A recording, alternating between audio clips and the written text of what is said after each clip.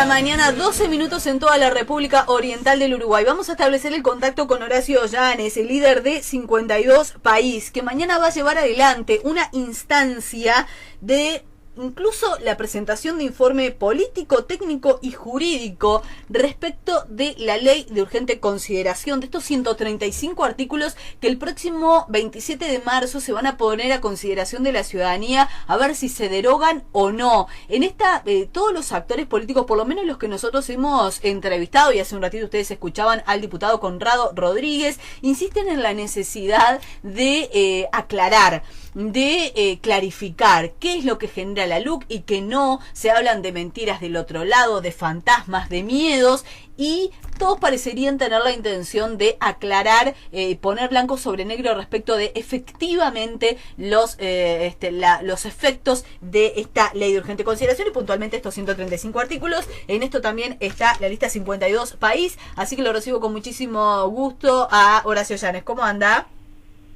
Hola, ¿cómo les va? Gracias por el contacto. Un placer recibirte. Horacio, bueno, básicamente, ¿cuál es el espíritu de esta instancia que se va a vivir en el día de mañana? Bueno, primero juntar a nuestra gente después de las vacaciones del verano, a un mes del referéndum, y ponernos todos de acuerdo en eso que vos decías, de tener nuestros argumentos a la hora de votar por sí, porque se ha desvirtuado mucho, se han discutido cosas, o se han planteado cosas, como vos bien decías, que todo el mundo se acusa de estar mintiendo o inventando cosas. Bueno, vamos a tratar de hacer que nuestra militancia el último mes salga con nuestra visión, con un informe de nuestros compañeros abogados, y también con la impronta política nuestra. Bien, haciendo hincapié obviamente en qué aspectos, porque por lo que observamos cada partido hace como, tiene como pilares de trabajo para informar, por entender además qué es lo que tiene más valor o lo que puede modificar de aquí en más la vida de los uruguayos. A entender de 52 País, ¿cuáles son los artículos claves a los que hay que hacer referencia, Horacio? Bueno, primero para nosotros a la forma no democrática de desarrollar la discusión republicana. Ajá. Entendemos que la LUC, con casi 600 artículos, yo cuando fui diputado y trabajamos el presupuesto era una locura, tenías más tiempo y estaba más institucionalizado, todo el mundo ya sabía lo que venía en el presupuesto. En este caso, que haya 600 artículos de distintas leyes al mismo tiempo, en un plazo tan corto, nosotros entendemos que se desvirtuó el objetivo por el cual existe una ley de urgente consideración. Tanto es así que para País, terminado todo esto, vamos a empezar a trabajar para ver que haya una reforma o una ley constitucional que establezca que un gobierno que quiere una ley de urgente consideración la fundamente y que haya una mayoría especial para entender si la ley es urgente o no es urgente, porque nosotros entendemos que los cargos que pueda haber, yo que sé, en el CODICEN o cualquier otra de las cosas que están en estos artículos que queremos derogar, no son urgentes, o sea, son importantes, pero no necesariamente son urgentes, que se podrían haber tratado de otra forma, más democrática, más participativa. Por eso, lo primero para nosotros, antes de entrar en el punto y la coma, al punto de que nosotros estamos derogando o pretendiendo derogar algún artículo que nuestros compañeros frente a Amplica votaron. Sí. ¿Por qué? Bueno, porque hubo detalles o en una nueva redacción se puede perfeccionar. Por ejemplo, en el tema de los artículos de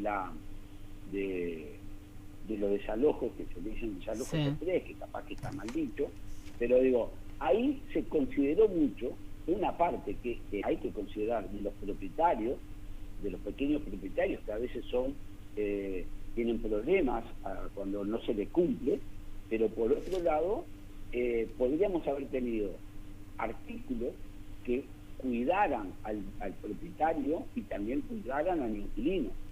¿Cómo? Y bueno, el problema son las garantías, que el Estado fuera parte, que si hay una persona, un hombre, una mujer, una familia que está pasando dificultades y que se atrasa 3 días en el pago del alquiler, hay un mecanismo del Estado que si se está justificada la situación y no es una persona que está de viva, el Estado tiene que estar acompañando, como tiene planes sociales para acompañar a la gente que cae en una mala. Entonces, en ese sentido entendemos que hay artículos que capaz que lo acompañaríamos si estuvieran, valga la redundancia, acompañados de un equilibrio. En el año 1968 hubo una ley de alquileres que a mis padres, que eran buenos pagadores, nos expulsaron de Montevideo, 1968, y en 60 días quedamos en la calle. Fue previo a la dictadura, fue en el gobierno de Pacheco Areco.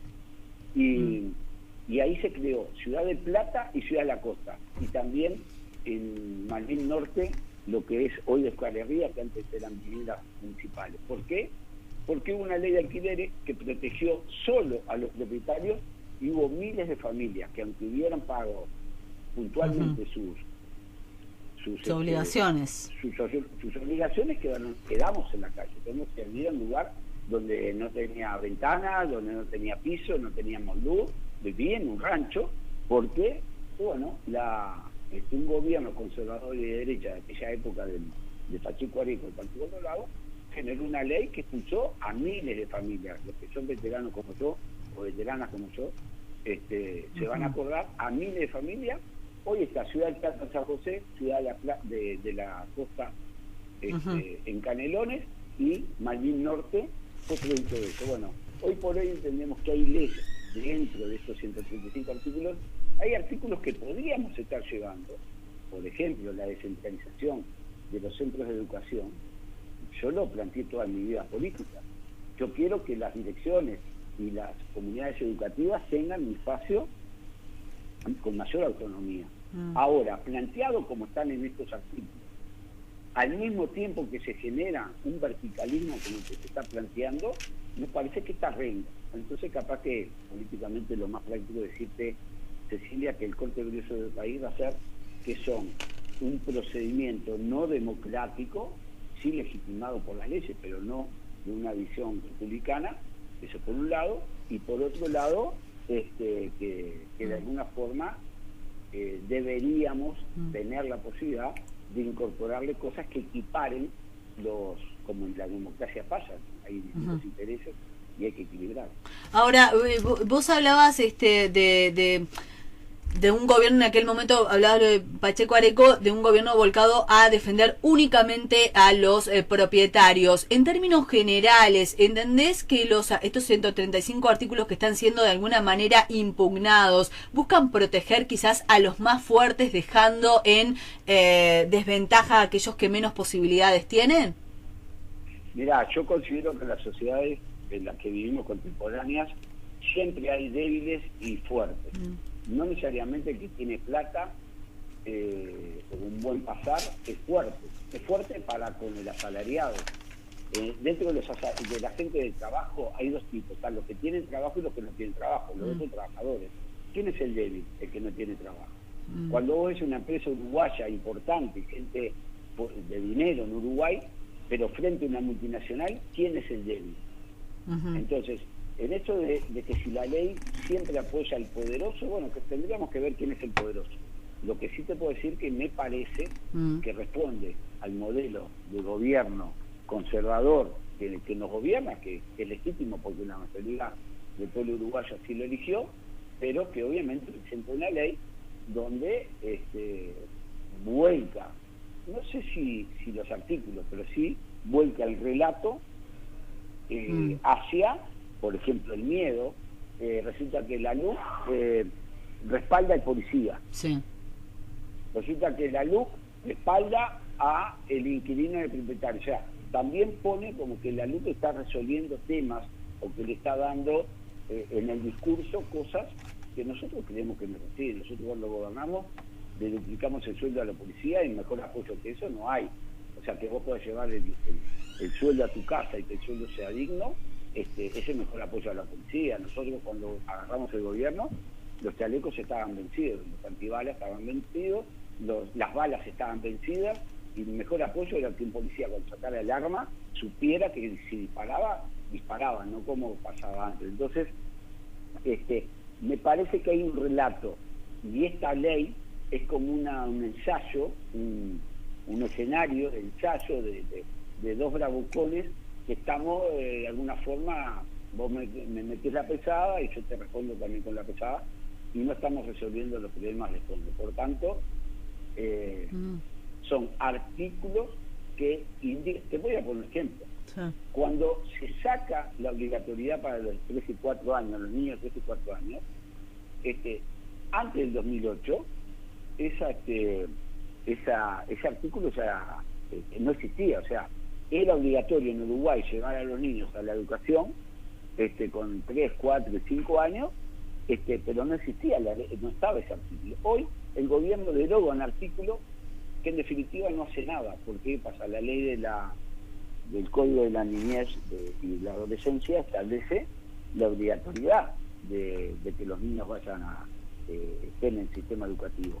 Por tanto, derogar este artículo fue de alguna forma para nosotros innecesario, fue para confundir, fue un elemento que no aporta nada, porque los niños van a seguir teniendo y los padres van a seguir teniendo la obligatoriedad de darle a los niños educación formal. ¿Cómo está redactado ahí? ¿Cómo estaba redactado ahí? Era un tema de confusión o algo, pero no hace la cosa. Los niños van a seguir teniendo la obligación y el derecho a ser educados desde chiquitos.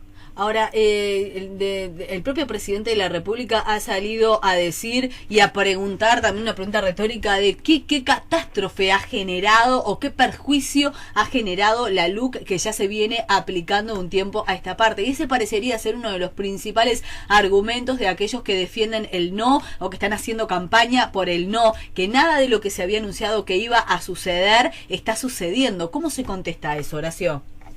Bueno, el señor presidente de la República, que vos sabés que tengo una relación personal de mucho respeto, me parece que también simplificó la discusión.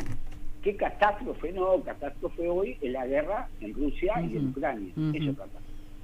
Eso es una catástrofe. Obviamente que una ley hecha por un gobierno de un país como el nuestro, catástrofe no va a generar nunca. Pero yo le pregunto al señor presidente de la República, ¿qué catástrofe pasaba si esto, en lugar de discutirse en 70 días, se hubiera discutido en 120 días? O en un año. ¿Cuál era la catástrofe? ¿Qué pasaba en el Uruguay si no se hubieran votado algunos de los cambios que se están votando? Entonces, si el Instituto de Derechos Humanos ha planteado cuestionamientos a esta ley y hubiera pretendido discutirla más profundamente, ¿cuál era la catástrofe? ¿Qué hubiera pasado si no se hubiera votado urgentemente esta ley? Que los colonos, o sea, por ejemplo, el Instituto Nacional de Colonización, vos resulta que podés vivir acá en Canelones, Ciudad de la Costa, y tener un campo en Artigas. Vos no vas nunca, pero te quedás con la plata que produce un campo de colonización en Artigas. Tenés a 4 peones que trabajan para vos allá, le pagás el laudo, le dejás que se coman una oveja de vez en cuando, y vos vivís acá y te gastás la plata del producido. Bueno, el Instituto Nacional de Colonización debería ser eso, para colonizar, para que el que trabaja viva en el campo. Entonces, ¿qué catástrofe hubiera pasado si la ley de urgente consideración, este artículo no lo hubiera votado tan apurado? ¿Cuál es la pregunta? Entonces, considero también que vos sabés que yo soy muy autocrítico con mi fuerza política, pero también del otro lado tiene que haber de alguna forma argumentos válidos. Este argumento del señor presidente de la República no lo considero que me convenza, no me parece que sea de recibo. Hay otro argumento que sobre todo el expresidente de la República, Julio María Sanguinetti, volvió a mencionar aquí hace algunos días en contacto con la gente, y lo repite permanentemente. Para él, uno de los principales retrocesos que generaría la derogación de esos 135 artículos precisamente es algo que tú mencionabas, y es: se le quitaría el apoyo a la policía, que hoy la policía se siente apoyada en sus procedimientos, que antes no sucedía, que antes, si tenían que actuar para disuadir de alguna manera, era más problema para ellos que para los propios delincuentes. También especialmente ha hecho hincapié en eso Sanguinetti, que sería un retroceso en materia de seguridad. El señor presidente de la República, Julio María Sanguinetti, desde que hizo la Ley de Educación Nacional en 71, le preocupan más o menos las mismas cosas. Me acuerdo que bajo su gobierno, el ministro era el ministro Forteza, y hubo, casualmente, como pasó ayer, en una camioneta policial se violó un joven y ese ministro del doctor Sanguinetti de alguna forma lo justificó porque aquel ministro preguntó en su momento ¿qué estaba haciendo tan tarde ese adolescente por la calle? O sea, no le preocupó si los policías lo habían violado, le preocupó qué estaba haciendo el adolescente. Por tanto, el presidente Sanguinetti, desde mi punto de vista, o sea, bajo el gobierno de Sanguinetti, un comandante jefe del ejército tenía una orden judicial para que los militares fueran a ser juzgados, y ese ministro Medina guardó las órdenes judiciales en su caja fuerte y el presidente Sanguinetti no lo sacó, no lo removió. Entonces, ¿qué garantías? ¿De qué está hablando el presidente de la República? Cuando nosotros hicimos gobierno y tuvimos que desalojar lugares donde estuvo la policía actuando, ¿cuál fue el problema que tuvo la policía? Obviamente que si había un policía que se iba de mambo, era sancionado. Pero hubo represión en el Estadio Centenario, hubo represiones en la calle, hubo represión en distintos lugares, y los policías no hubo tantos policías presos. Ahora, obviamente los policías corruptos tienen que ir presos, los policías que exceden a su poder tienen que ir presos, y bueno, en estos días también ha pasado, ¿verdad?, que los policías se han creído que bueno, por tener un arma que le pagamos nosotros, que le ponemos nosotros en la cintura, algunos de ellos que no tienen equilibrio psicológico, bueno, de repente agarran a balazos a una madre o a una persona que está manifestando en la calle. Entonces, el presidente Sanguinetti, con todo el respeto también lo planteo, me parece que dice eso, pero lo tiene que demostrar. O sea, la LUC, ¿cuál es el elemento extraordinario, fantástico que le da al policía un respaldo que antes no tenía? Ninguno. O sea, no hay un elemento que antes no existiera como protección. El sindicato policial defiende al policía, el Ministerio del Interior defiende al policía, los policías tienen la justicia independiente que pueden contratar a un abogado y defenderte, como vos, como yo, como cualquiera cuando cometemos en nuestro trabajo un error o un exceso, un abuso.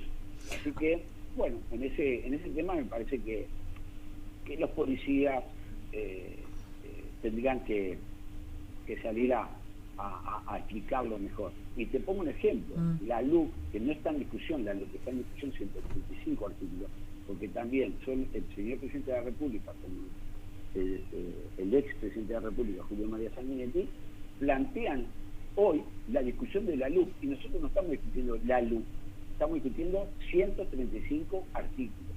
Ahora, es verdad, la LUC no hace ni gatillo fácil, pero tampoco antes existía el gatillo.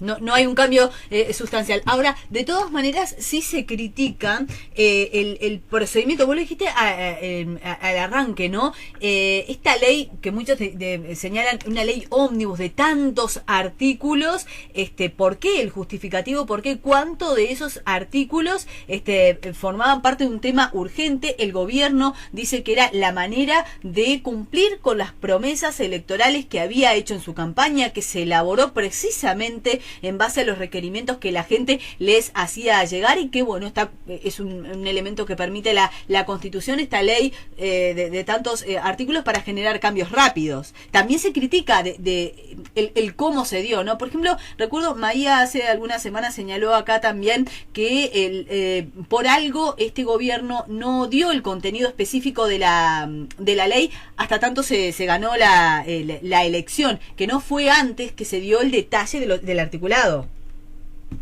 Bueno, coincido con el senador Maía, me parece que esta es la respuesta. El presidente de la República, los señores senadores que fueron electos, en campaña electoral, ¿contaron estos 500 artículos?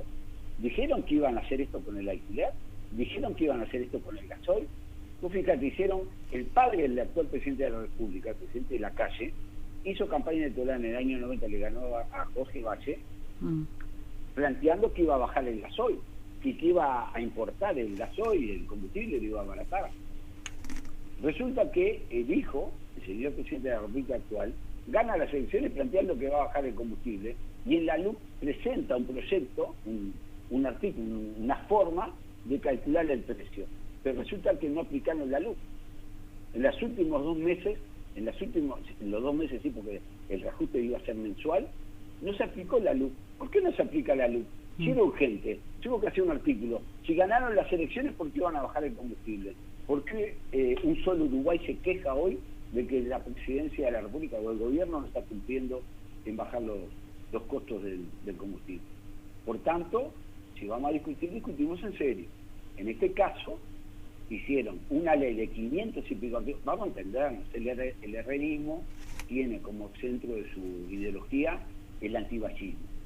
Por tanto, va a tratar de desarmar todo lo que sea el Estado, va a tratar Estado que a veces funciona bien, a veces funciona mal, pero el herrerismo es eso, el herrerismo es menos Estado, más fortaleza a la parte privada y me sorprende mucho, sí, que el presidente Sanguinetti se dice fascista, muchos fascistas estén acompañando medidas que desmantelan el proyecto fascista. En este caso, lo mismo, el herrerismo planteó siempre, históricamente, que las leyes demoraban mucho, a la gente le encanta escuchar esto, le encanta que haya alguien que diga que las leyes demoran mucho.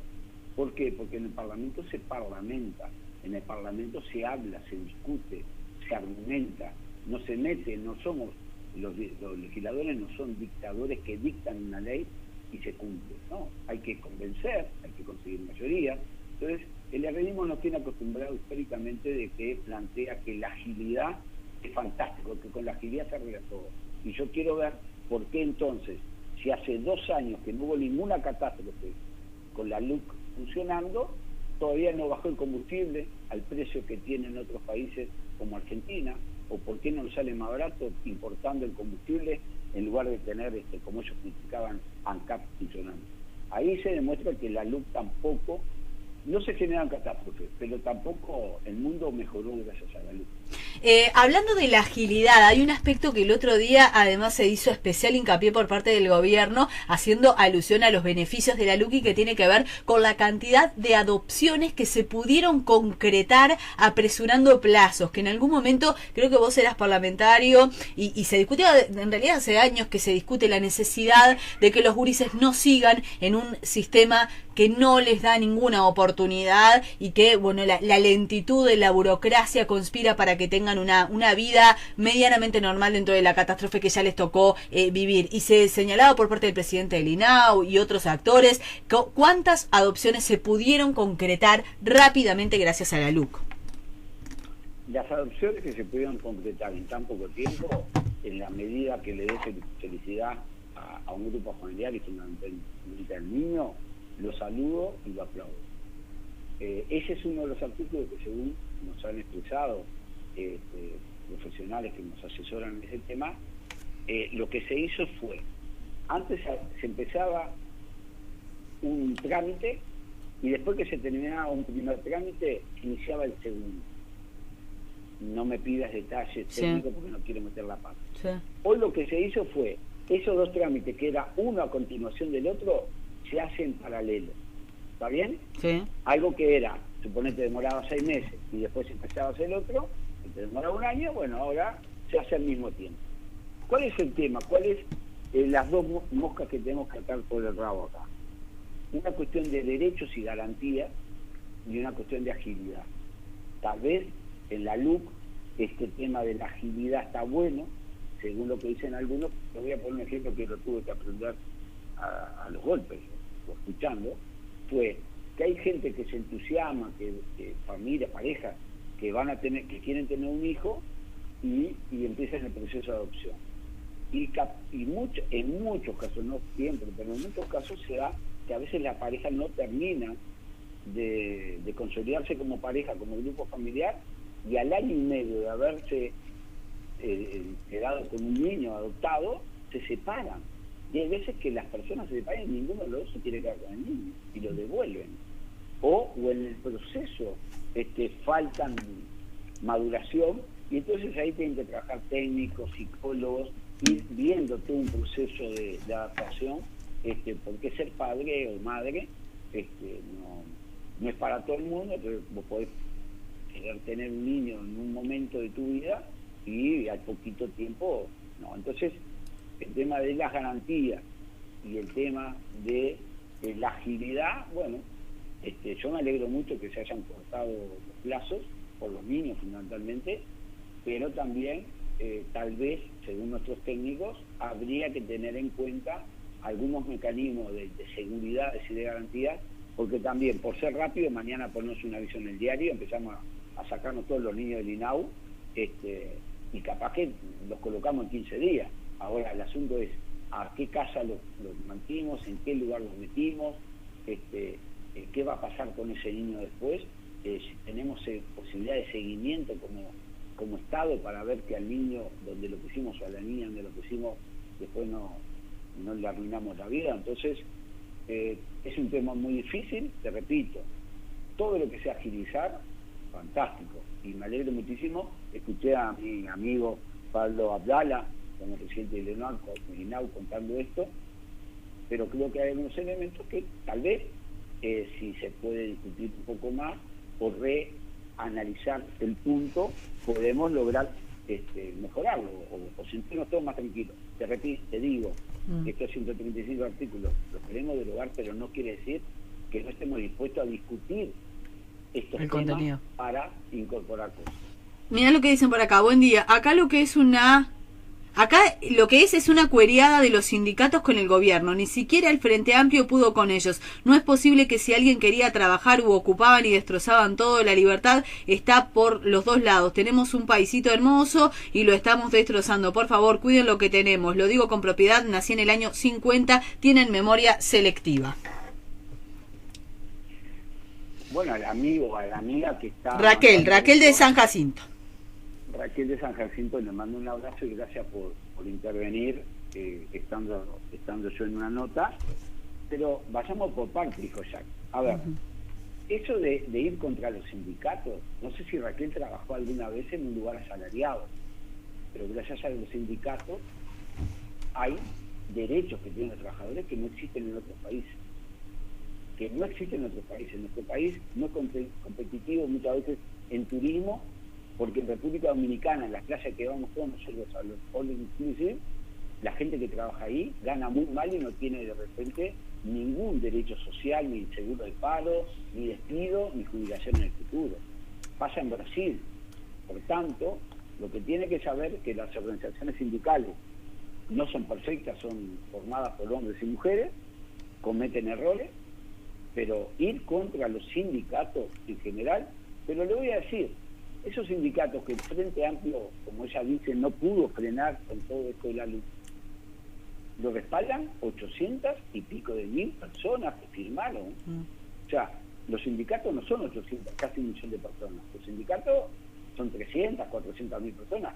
Habemos 800.000 uruguayos que firmamos para que hubiera un referéndum. Y dentro de 28, 29 días, va a haber 1 millón y algo de personas para un lado y 900 y pico, casi 1 millón de personas para el otro. Así que los sindicatos, y le voy a decir ese derecho del trabajo que es ahí. A ver, coincido, vamos a suponer que yo trabajo con ustedes ahí en la radio y que tenemos un sindicato y paramos la radio, ¿va? Y que no queremos, y paramos la radio y cortamos la radio. Y no paramos la puerta para evitar que los que quieran trabajar puedan entrar.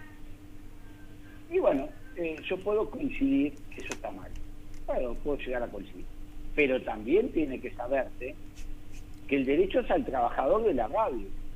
No me contrate gente por fuera para que venga a romper la huelga. ¿Me seguís? Ajá. En Canelones, en algún frigorífico en Canelones, lo que pasó fue que el sindicato resolvió parar.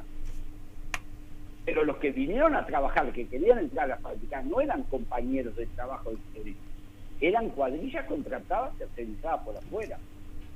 ¿Me explico? Sí. En un frigorífico hay 100 o hay 1000 trabajadores, 700 van a la huelga y 300 quieren trabajar.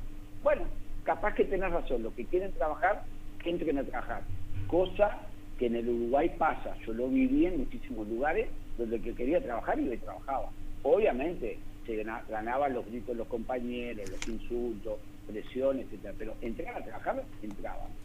Ahora el problema es cuando el patrón tiene su fábrica o su negocio con sus trabajadores que le están reclamando que le paguen el aguinaldo, el sueldo, porque mirá que hay empresas acá que pasan 2 años sin pagar el aguinaldo, o pagan parcialmente el sueldo, o no le hacen el aporte jubilatorio, o le pagan una parte en negro. Entonces cuando el sindicato denuncia eso y paran, ¿qué hacen algunos patrones? Contratan de afuera. Entonces yo coincido con Raquel. El derecho a mi compañero de trabajo a parar o no parar, bárbaro. Pero el que viene de afuera a arruinar mi lucha, yo le pregunto a Raquel, ¿es justo? Si acá trabajamos todo el año 100 personas, si estas 100 personas que trabajamos acá, sufrimos las cosas que están mal y salimos a la lucha para cambiar esa realidad. Está bien que vengan 20 de afuera que le pagan más, además, porque los que vienen a romper huelga, se le paga más el jornal. ¿Está bien que me vengan de afuera a boicotear mi lucha? Yo creo que no. Entonces yo no voy a defender a los sindicatos per se. Como esos sindicatos son todos buenos, fantásticos. No, vamos arriba. Me molestan algunos paros, me molestan algunas huelgas. Bueno, en nuestro gobierno ya existía que si vos hacías un corte de ruta o algo, se disolvía o no. Se disolvía. ¿Cuál es el problema? Porque el derecho tuyo a transitar o el derecho tuyo a trabajar o el mío de parar tienen que estar equilibrados. Entonces en el caso de Raquel coincido en que pudieron haber errores del sindicato. Defiendo siempre, como decía José Enrique Rodó, defiendo siempre al trabajador organizado. No siempre coincido, pero lo defiendo porque, bueno, mis padres se pudieron, yo nunca trabajé bajo patrón, así que no tuve que hacer huelga contra un patrón, porque como vi cómo era la mano, preferí trabajar siempre por la cuenta, pero reconozco que bueno, el que quiera cambiar el sindicato, que se afilie, lo cambie, vaya a la asamblea, discuta, y si pierde, que acate la mayoría o que haga lo que tenga que hacer dentro de la ley. Yo creo que esa estigmatización que se está haciendo de los sindicatos no me parece tampoco buena, porque yo quiero saber qué cámara comercial, qué cámara de industria, qué cámara de comercio, qué cooperativa no se ha equivocado, quiénes no han cometido errores. Todos han cometido errores y bueno, se va pagando como precio político o como aprendizaje y se sigue adelante. Te sigo leyendo mensajes. En lo personal respeto los sindicatos de la CNT, no los del PIT, o sea, los sindicatos cuando el delegado hacía sus 8 horas, no como ahora que son rentados. Y nací en el 51 y fui de la FOICA, dice Juan de Melilla, por ejemplo. Bueno, el de la FOICA de Juan de Melilla sabe muy bien lo que son los que vienen a trabajar afuera en los frigoríficos. Él es de la CNT y no del PIT. Él sabe, como yo, que es una conquista gremial.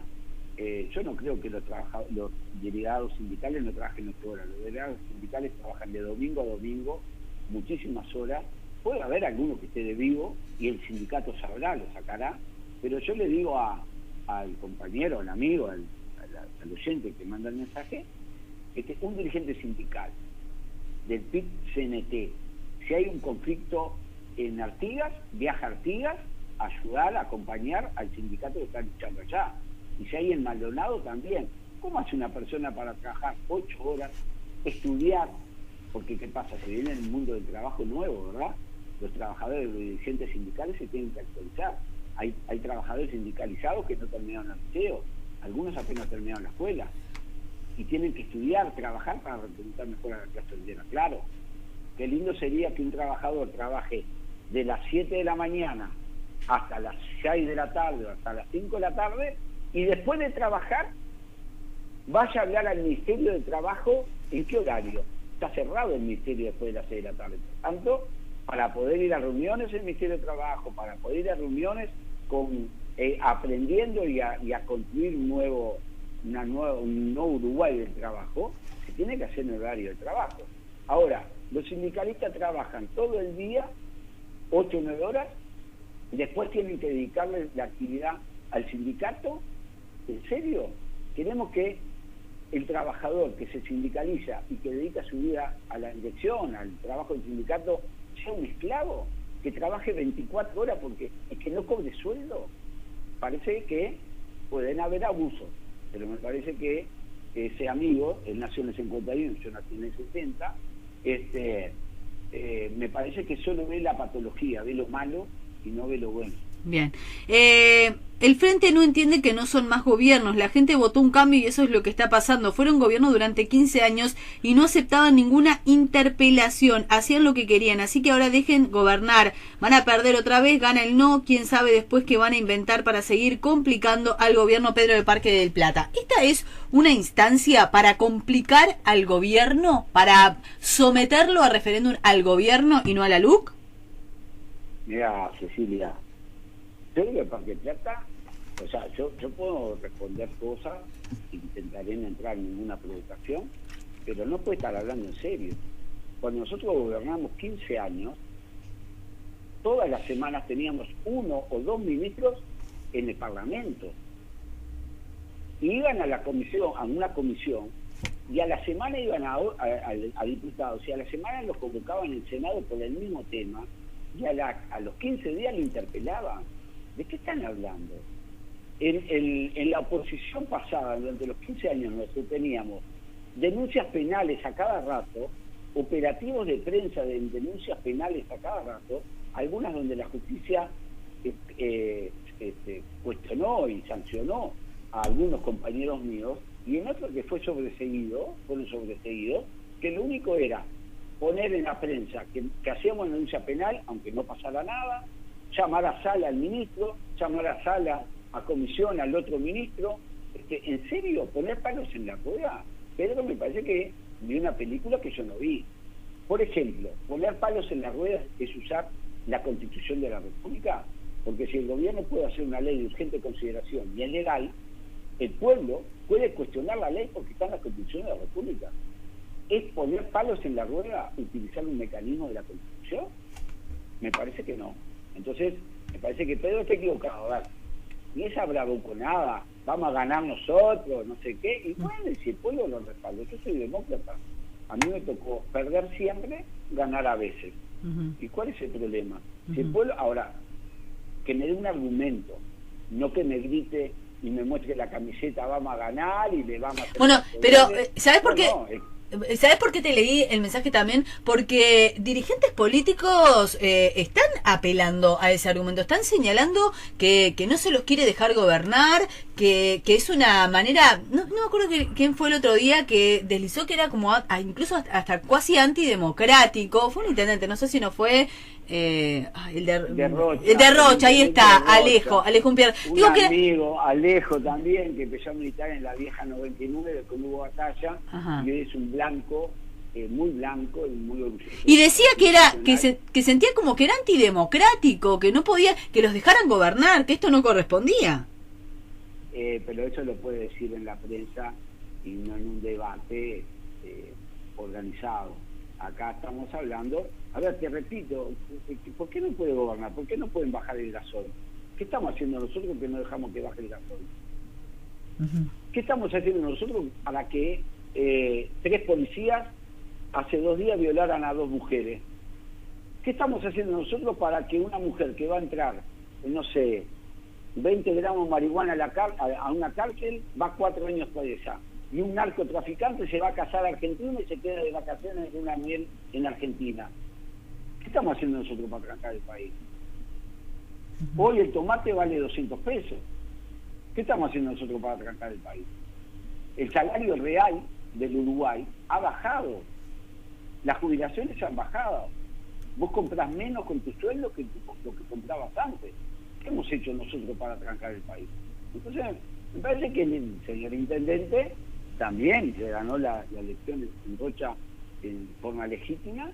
Me parece que en eso se equivoca. O sea, ¿cuál es el argumento? Nosotros discutimos políticamente en el Parlamento, utilizamos un mecanismo que es juntar firmas, pusimos horas de nuestro tiempo, no le trancamos nada a nadie, sin ser la pandemia, y en la pandemia acompañamos en todo lo que el gobierno planteó. Acá en Canelones, los testigos, el gobierno de Canelones ha estado a la par con el Ministerio de Salud Pública, ayudando y no poniendo ninguna tranca. Cuando no habían para vacunar, pusimos vacunatorios. Cuando cuando hubo que salir a controlar las fiestas clandestinas, pusimos a todo nuestro equipo a enfrentar las cosas que estaban mal. Entonces,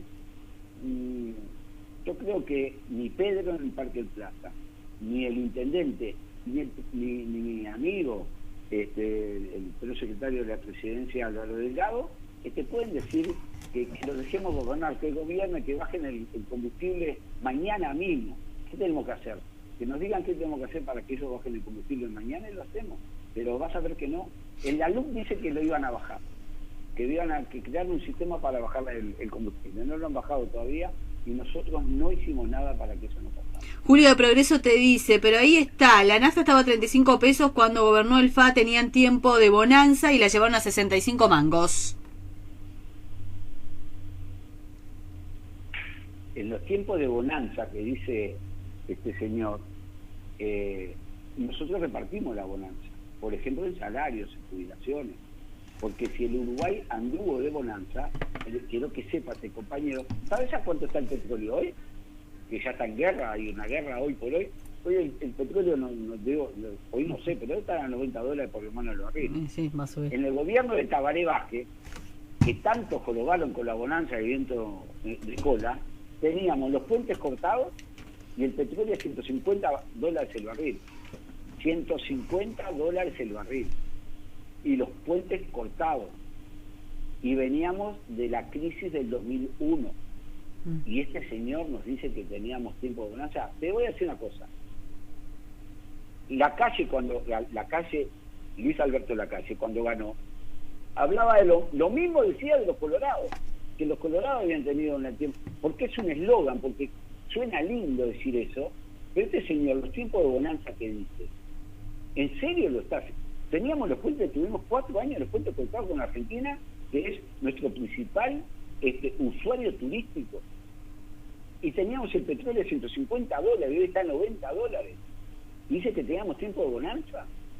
Los precios que están pagando la carne hoy, porque Argentina cerró el mercado de carne, lo que están vendiendo el ganado, lo que están vendiendo los frigoríficos, los precios que se están pagando a nivel internacional, ¿no son de bonanza hoy? Entonces, a ver, mirá que vos sos la mensajera, Cecilia, vos sabés que yo tengo claro que el periodista es el mensajero, pero ese oyente, ¿está hablando en serio? Pero suponete que tuvimos tiempo de bonanza. Bien, tuvimos tiempo de bonanza. ¿Qué hicimos con la plata? La repartimos. El mayor crecimiento de salario real de la historia. Disminuimos al 5% de la desocupación del país. Entregamos el país con un 10% de desocupación. Pero llegamos al 5% de desocupación del país. Quiero ver cuándo se llegue a eso. 5% de desocupación, la más chica de la historia, y un crecimiento del salario real como nunca había pasado. En los tiempos de bonanza nosotros hicimos eso, Volanta. También nos equivocamos en la cosa. Bueno, muy bien. Llegan cantidad de mensajes, no me da el tiempo. Hola, pusieron el gasoil casi al mismo precio que las naftas. Nunca fue así, dice Enrique de Suárez. Abrazo. Bueno, pusimos el gasoil al mismo precio que la nafta, pero ese amigo tiene que recordar que el Partido Colorado no se animó a hacer eso, pero le puso un impuesto al gasoil, a los motores de gasoleros. En el gobierno del Partido Colorado hubo un impuesto a los motores gasoleros que el doctor Chavarone, que era edil del Partido Colorado, hoy fallecido, fue compañero mío en la Junta Departamental, como abogado ganó un juicio y tuvieron que derogar por inconstitucional, le cobraron un impuesto a los motores gasoleros. ¿Se acuerda? Este amigo se acuerda que a los que tenían camioneta para repartir chorizo, verdura, para hacer flete, le pusieron un impuesto al motor gasolero. Nosotros hicimos también para desestimular el uso del gasoil, pero no productivo, porque ¿qué pasa? Muchos empezaron a comprar autos gasoleros porque era más barato el consumo. Y eso obligaba a que cuando vos comprás petróleo, quedan muchos residuos, quedan muchos subproductos. Entonces, se sacaba, vos tenías que darle gasoil a lo productivo, no gasoil para pasear. Por tanto, nosotros pusimos el gasoil al mismo tiempo, pero también le dimos a la producción mecanismos para que de alguna forma emparejaran, o otras herramientas para que pudieran descontar IMESI o distintos impuestos. No se me tome literalmente lo del IMESI o alguno de los impuestos puntuales, pero claro que lo pusimos a la par, pero era para desestimular el uso recreativo del gasoil, porque estábamos teniendo un problema país. Cuando vos importás un barco de petróleo, si vos tenés que hacer, no sé, todo ese petróleo lo tenés que hacer en gasoil, que te sale mucho más caro refinarlo y además te quedan subproductos que no sabes qué hacer con eso. Por eso se le vendía a otros países. Ahora, en esos países, en esos años de bonanza, también el amigo anterior tiene que acordarse que en los últimos 2 años le exportamos energía a Brasil. A Brasil, que tiene a Itaipú, ¿verdad? Brasil, que tiene la energía por todos lados. Nosotros le exportamos, le vendimos energía eléctrica a Brasil. Así que en los años de bonanza parece que lo supimos aprovechar bastante. Cierto lo de los precios de la carne, pero el problema es que la industria frigorífica está en manos de las multinacionales brasileras gracias al frente que privatizó la industria, dice Juan.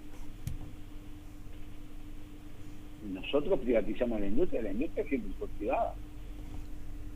Yo me acuerdo que en el año 85 el frigorífico Comargen, para el que estaba hablando de la FOICA, que pregunten, ¿sabes cuánto el frigorífico Comargen tenía un patrimonio de 11 millones de dólares y le debía al Banco República 77 millones de dólares? Hubo un paro en Las Piedras, donde cerró todo el comercio en Las Piedras. El PIT-CNT y el Centro Comercial de Las Piedras hicieron una jornada fantástica, porque se caía a pedazos y el frigorífico, bueno, hoy todavía está el monumento a ese desastre, y estaba en manos privadas. Los frigoríficos siempre estuvieron en manos privadas. Acá lo que vinieron fueron capitales brasileños, como capitales uruguayos van a otros lados e invierten para hacer negocios, y ojalá sigan viniendo inversiones extranjeras. Ahora, que vamos a ponerle una bomba y a prohibirle a los brasileños que compren frigoríficos, que lo compren los criollos. Si es un negocio tan grande, que lo compren los criollos. Ahora, no nos pueden pedir a nosotros, a los centrampistas, que estemos por la estatización de los frigoríficos y al mismo tiempo que privaticemos los frigoríficos. O sea, no es verdad. Los frigoríficos siempre fueron privados, salvo el ejemplo aquel de frigorífico nacional, que era del Estado para ser un ente testigo, un frigorífico testigo, pero que no sea malo, vamos. Estamos discutiendo los 135 artículos de la LUC. Vos sabés que a mí me encanta, y por eso vamos a tener noticias con Radio Continental en el futuro. A mí me encanta esto. Y te digo más, si mandan muchos mensajes, vos vas a llamarme de nuevo para hacer una entrevista más seguido. Es que siguen llegando los mensajes. Por ejemplo, Julia de Progreso no hay ningún mensaje que diga que dije algo bien. Por ejemplo, Julia de Progreso te dice, le aclaro que soy del FA, porque capaz que piensa que soy del Partido Nacional por la crítica que hacía respecto de la nafta 35 pesos y que la llevaron a 65 mangos en tiempos de bonanza. Y te dice, Lucy, carne de exportación 2.50 y triplicamos al Uruguay, me dicen por acá. Buen día, Cecilia. Hablan todos muy bonitos y grandes promesas, pero en este gran país hay un montón de niños desnutridos que nadie dice nada, y eso como uruguaya me tiene muy preocupada. Gracias por tu atención y ojalá se preocupen, ya que estas criaturas tienen que estudiar y no creo que puedan, ya que con el precio de la carne no la deben conocer, dice Betty de Empalme Sauce. Un beso enorme, así que llegan para todos lados. Horacio, la dejamos por acá, reiterando entonces que mañana habrá esta instancia que se realizará por Zoom, ¿no? ¿Esto significa que la gente puede participar, el que te está escuchando, por ejemplo? Sí, claro, ¿sí? Puede participar, serían bienvenidos. Generalmente los grupos políticos, cuando hacemos convocatorias por Zoom y no ponemos una contraseña o que hay que pedir la contraseña, porque de ingreso gratuito, porque acá no vamos a votar nada, acá nos vamos a informar, acá vamos a intercambiar, y vamos a invitar a que nos den una mano con nuestra idea. Y ese compañero que es frentista, que podía parecer un tono crítico, lo invito a que me visite en Facebook, en Twitter, en mis redes sociales, en mis declaraciones públicas, que verás que soy muy crítico. Yo no me preocupa que tengas que ser de frente para, ¿sí? Que porque critiques o algo mal, se te acuse de ser de otro partido político. A mí me han acusado de eso. Vos sabés, y acá en Radio Continental, cuando los líos con Raúl Sendic, yo estuve un año defendiendo a Raúl Sendic, y siempre dije, para mí el compañero es inocente hasta que se muestre lo contrario. Cuando se demostró que que no tenía el título, yo también en esta radio, en un micrófono, planteé la autoridad. Entonces, trato de hacerlo respetuosamente, pero no me siento obligado a coincidir en todo con el Frente Amplio, en todas sus cosas, y bueno, por eso País mañana va a buscar sus argumentos, va a definir sus frente a esta discusión. Bien, entonces va a haber un informe político, técnico y jurídico, así que la gente que se quiera seguir informando, seguir incluso contraponiendo las posiciones respecto de un tema y de otro, es una buena instancia. Va a ser a las 19:30 horas por Zoom, ¿verdad? Sí, bien. Exactamente. Es muy difícil pasar por audio el tema del ID. Pero entran, bueno, a las redes, ¿no? A las redes de País. En las redes de País, en las redes de País, en las mías, Horacio Llanes, van a encontrar. Perfecto. Horacio, un gusto escucharte, seguiremos en permanente contacto. Te agradezco a vos, Cecilia, le mando un abrazo y le pido disculpas si en mis palabras alguna persona pudo haber ofendido, pero capaz que por la forma de hablar, pero no he querido ser ofensivo a nadie, defiendo mis ideas y respeto la de los demás. Abrazo enorme. Era Horacio Llanes, el líder de 52 País, que mañana va a desarrollar entonces esta actividad. Si a ustedes les interesa, se pueden informar, va a ser desde el punto de vista técnico, político también, respecto de, y pueden intervenir también si tienen alguna consulta puntual para desasnar las dudas, porque la verdad, cada vez que abordamos el tema de la LUC, de lo que va a pasar el 27 de marzo, todos tenemos cierto grado de desinformación. Siempre que hay desinformación, la decisión que tomamos está viciada con errores. Entonces lo mejor que podemos hacer es no creernos que ya lo sabemos todos y poder llenarnos de todos los datos que nos puedan aportar para tomar una decisión lo más concienzuda posible el próximo 27 de marzo, cuando todos los uruguayos tendremos que concurrir nuevamente a las urnas para decidir si se derogan o no estos 135 artículos de la LUC.